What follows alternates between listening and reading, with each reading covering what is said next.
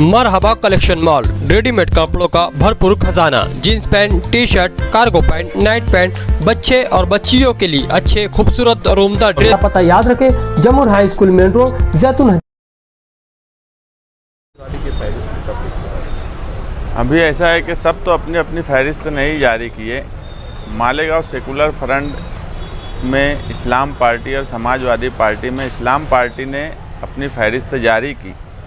आज समाजवादी पार्टी का parliamentary board अपनी फहरिस्त जारी करेगा और आप लोग देखेंगे कि मालेगांव शहर में और किस वार्ड में किस तरह के उम्मीदवार समाजवादी पार्टी दे रही है। और मुझे पूरी उम्मीद है कि जो नाम सामने आएंगे और जो महल्ले हैं उस महल्ले की मुनासबत से हम उम्मीदवारी और ख्वाहिशमंद तय कर रहे हैं और आज वो हम जाहिर करने वाले हैं।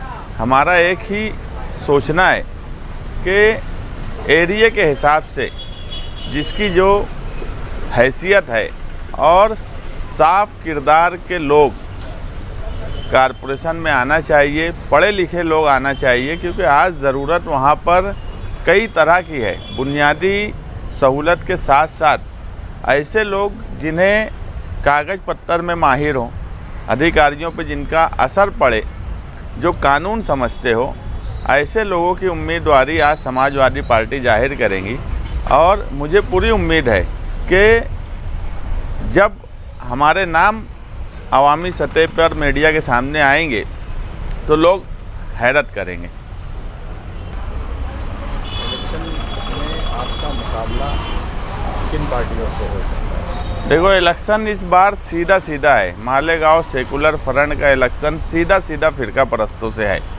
सिर्फ ये इलेक्शन कारपोरेशन में भगवा झंडा आकर मेयर बनाएगा या मालेगांव सेकुलर फ्रंट का बैनर मेयर बनाएगा, सिर्फ ये मुकाबला है। मौजूदा एमएलए का मामला फ़िलहाल ऐसा हो गया है कि उनके हाथ में कुछ बचा ही नहीं है।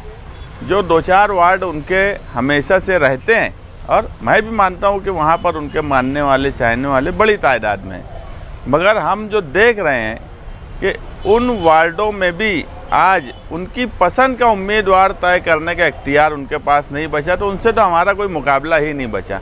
जो लीडर अपनी पसंद का उम्मीदवार अपने खुद के, जिसको पक्के वार्ड बोले जाते हैं, वहाँ अगर वो अपने उम्मीदवार नहीं दे सकता, या जब उनकी लिस्ट आएंगी मौजूदा एमएलए की, तो पूरा शहर देखेगा कि इस्लामपुरा, बेलबाग, इस्लामाबाद, जिन्हें उनका गढ़ और पक्का एरिया कहा जाता है, वहाँ किनको उम्मीदवारी दी जा रही है जो उनकी पसंद के हैं उनको नहीं दी जा रही है। उनको यरगमाल बना लिया गया है और एक प्लानिंग के तहत कुछ लोग अपने उम्मीदवार ऐसे एरिया में डाल रहे हैं जहाँ पर उनकी कोई हैसियत नहीं है। इसलिए आज मैं ये मानता हूँ कि मौजूदा एमएलए से अब हमारा कोई मुकाबला नहीं, क्योंकि वो खुद यरगमाल बन गए जो अपनी पसंद का उम्मीदवार नहीं दे सकते। मालेगांव सेकुलर फ्रंट का डायरेक्ट मुकाबला फ़िरका परस्तों से है और ये इलेक्शन एकदम साफ है कि बुनियादी सहूलत के साथ साथ कारपोरेशन में किसका झंडा लहराएगा, ये साबित कर देगा 16 जनवरी को। क्या आपका मुकाबला डायरेक्ट फ़िरका परस्तों से है? तो यहाँ एमआईएम है, मुफ्ती इस्माइल मिले एमआईएम, तो इनसे आपका मुकाबला नहीं है क्या? देखो, एमआईएम की कितनी ताकत है ये हम सब जानते हैं।